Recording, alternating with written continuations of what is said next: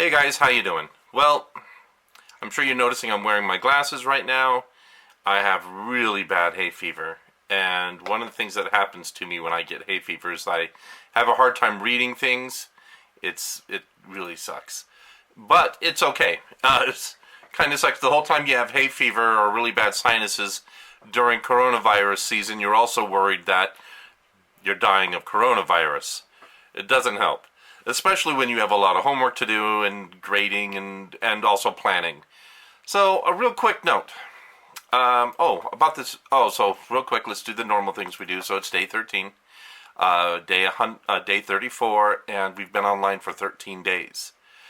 And in this video, we will be discussing the following: a change, the need for doing tutorials on your own, research cards versus double entry journals, and what's in the next video. So it's going to be interesting.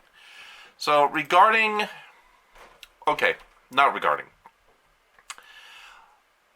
reminder. This assignment is very open-ended. You define your research matter by what is in Holmes' essay variety show. However, what you do after that is up to you. You've just got to make sure it's academic. You can take this in any direction you want, so long as you do so within the context of variety show. So, when I was 18 years old, and I'm guessing in a first year writing program, a lot of students would have been writing about subjects like abortion rights or euthanasia or hunting or gun control, things like that. Those were very big issues back in the 1980s. Oh, and the Cold War, of course, don't forget that. But of those issues are the same. However, now we've got remain the same today. The Cold War still exists. In fact, it's now shifting away from Russia and going towards China. But most people don't pay attention to that. And then the other thing we deal with that we didn't deal with in the 80s, we should have been, was the idea of identity and equality. So those are issues that are part of this too. However, if you listened carefully to some of the issues that were brought up before that I said kids in the 1980s were interested in, those don't fit to the context of what is going on with Anna Holmes' essay variety show. It would be very hard to write a pro-abortion or anti-abortion paper based on the context of variety show. Same thing with gun rights. Gun control, I think you could do, both pro-gun control and anti-gun control, but it would be a huge stretch. It would be hard. But issues of diversity, identity, and equality can still happen within the context of this show. Of this essay. So keep that in mind when you are, planning what you want to do with your essay. It is open-ended. You could go pretty much in any direction you want. Just it has to stay within the context of Anna Holmes' essay variety show. Okay. So, an interesting note. This has to do with research cards and double entry journals. So there was an interesting thing that's happened. Over the last couple of weeks, I've gotten emails from students, and also in people's final consultations, there were some notes from students that saying either they hated doing the double entry journals because it takes too long and formatting tables is difficult, or students saying they hated doing the research cards because they take too long to do, and they would rather use their computer to do it because they're more comfortable with technology. Okay. Everybody, whatever. So by today, this is the second time doing this video, I had to throw away the old version. Because while I was thinking about this, I was going like, oh yeah, this is kind of a big deal. Both of them use a similar function, do a similar function for your essay. They're both very important, but they do similar things. However, it's because you guys have already shown some ability with both research cards and with double entry journals. I'm not going to require that you do both here. You could do either or. So if you're more comfortable doing a double entry journal or you're more comfortable doing research cards, all right then. That's cool. Do the one you're the most comfortable with. I will give you credit for both assignments.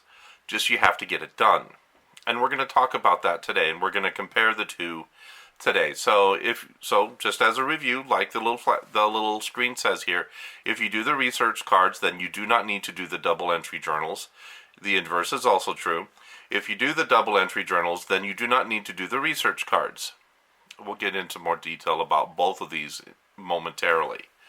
So, 2 notes about double entry journals. I want to tell you that this video is not going to have a tutorial about how to set up a double entry journal. I already did that. You can go back and watch the older video. Honestly, after seeing many of your papers, I think most of you will need to watch some tutorials on YouTube about how to set up a table in whichever program you prefer to use. You guys are adults. You can look up tutorials. You can follow those directions. It's really easy. Now, I do want to explain why I use Google Docs. The simple reason I show you how to do it in Google Docs is that I prefer Google Docs over Microsoft Word and Apple Pages. I have access to both of those programs. The reason has nothing to do with Google Docs being free, because as an FAU student, I get Microsoft for free anyways. As an Apple person, because I have 2 Apple computers, I get Apple for free. I get Apple Pages for free too. I also get Microsoft for free for the next 10 years because I was a Utah Valley University student. So that you would pay for Microsoft versus Google Docs is not an issue for me. I like Google Docs because it's simple. That's it. It does all the same crap that both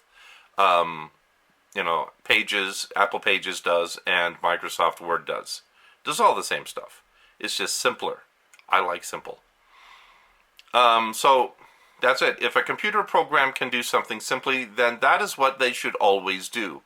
However, both Microsoft and Apple seem to like overcomplicating whatever they do.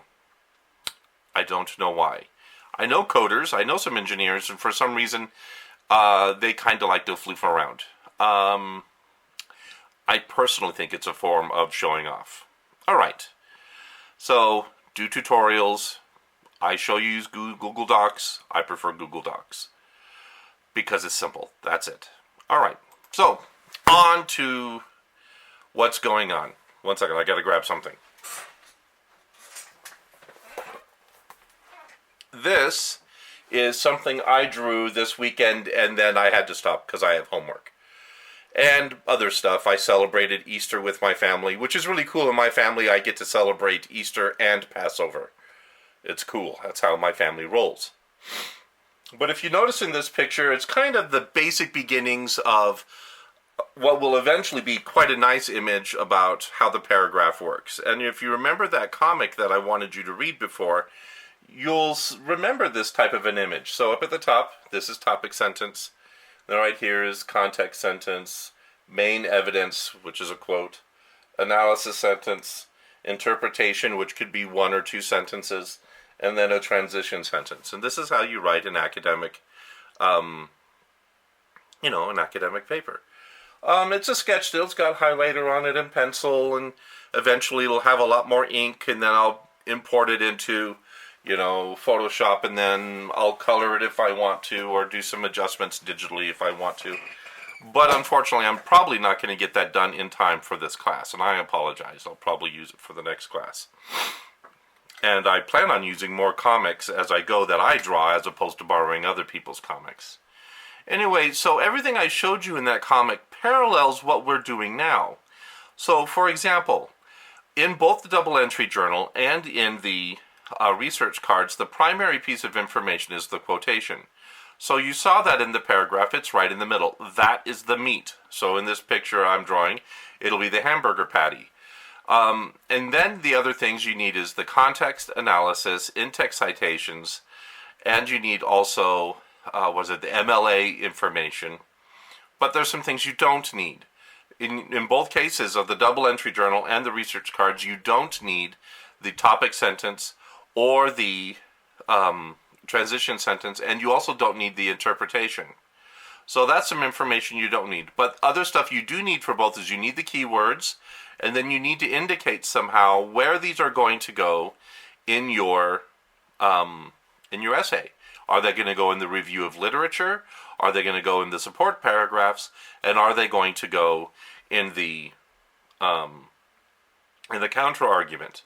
So as a hint for this paper, I'm requiring you to write 3 different review of literature paragraphs. I don't want you to think anymore about narratio 1 or narratio 2.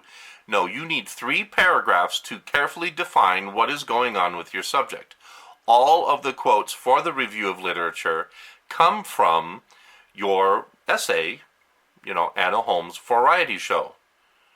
Okay, and from there, that's how you're going to define this, this thing. I personally recommend that you gather 4 quotes at least from Anna Holmes. However, because I want to make sure you're being thorough researchers and you are gathering the proper information, and then you get to, by using the process of elimination, remove a few things, I want you to actually gather more quotes than you need. So I'll go over that in just a moment, the exact requirements for this assignment. So, research cards. Research cards are analog versions of digital databases. Research cards help you organize your evidence so you as the writer can organize the structure of your paper easily before you ever begin to outline. For many writers, particularly novelists, cartoonists, comic book writers, and video game writers, research cards, or cards just like them, replace outlines as a planning tool. I personally have more experience using tools like research cards than I do with outlines, and that's simply because I've helped plan websites, I've helped plan comic books or write comic books, and I've drawn comic books, mostly for commercial or training purposes. However, I will say that once I have my cards organized, I still want to use an outline. Research cards are the natural first step to writing an outline. So, research cards versus double entry journals. I've been using double entry journals pretty much since you could put spreadsheets were available on a computer. So before Microsoft Excel, there was another program called Lotus 123. Honestly, it is still the best spreadsheet program that you can use, and I have a copy of it, but I only use it for processing massive amounts of data. It's a DOS-based program, the one I have, so I have to use the command prompt as opposed to using Windows or, the iOS, landing page. So, but double entry journals are a great way to store your data so that later on when you're typing up your paper, you could simply copy and paste the information that is in your database, in your spreadsheet, and paste it into your paper or your outline or wherever you need to put it. That way you keep things organized effectively. But for small projects like you are doing, honestly, research cards are going to be far superior. Or in other projects like doing something like a video game, or doing something like writing a comic book. Research cards are definitely far superior. But because it is very easy to, and that is because it is very easy to manipulate the evidence using research cards over, when you are planning a small paper like this. That's the reason I decided to teach them, even though I have been, I do think that long-term double entry journals are better. We'll get into this. So like I said, I use double entry journals. The reason double entry journals are amazing is that a good double entry journal can handle large amounts of data, where research cards start to become cumbersome when you are dealing with hundreds of data points. So when I have hundreds of data points, meaning hundreds of quotes, a double entry journal is fantastically more superior than research cards. Okay, because pretty soon those cards, there are lots of them. You end up accumulating many, many of them. To recap, research cards are better for planning, and double entry journals are better for data management. Double entry journals are superior for one more important reason. When I save them to my Google Drive appropriately, I have that quote available for later research projects. You can do the same thing with research cards, but after a while they get a bit bulky. So that means when in the paper I'm writing right now for my course on Faulkner, I'm using quotes that I used before in my senior year and junior year as an English major at Utah Valley University. The reason I still have those quotes is because they're in my double entry journals that I have, saved in my Google Drive. That makes it really handy. That way I don't have to search for the books again. I've got all the crap already. So, basic information that you're going to need for both the research cards and for double entry journals. You need the MLA citation that goes on the Works Cited page. You need a quote, in-text citation, keywords, analysis, and context. How to organize your research card. On the front, you need to put the full quote in quotations and then followed by the in-text citation. On the front right side, so on the front right side, you need the keywords. On the front left side, you need the MLA citation that would go on the Works Cited page.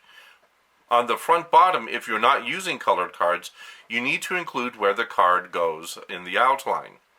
On the back near the top, you write the quotes basic context, and on the back near the bottom, you write the quotes analysis. Okay, so that's, but I showed you all that.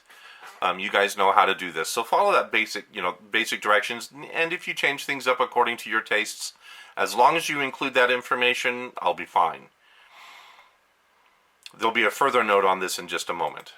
Okay, what about a double entry journal? Well, double entry journals require all the same information except for where the quote will be used in the paper or outline. However, it is arranged differently. Here's how it looks.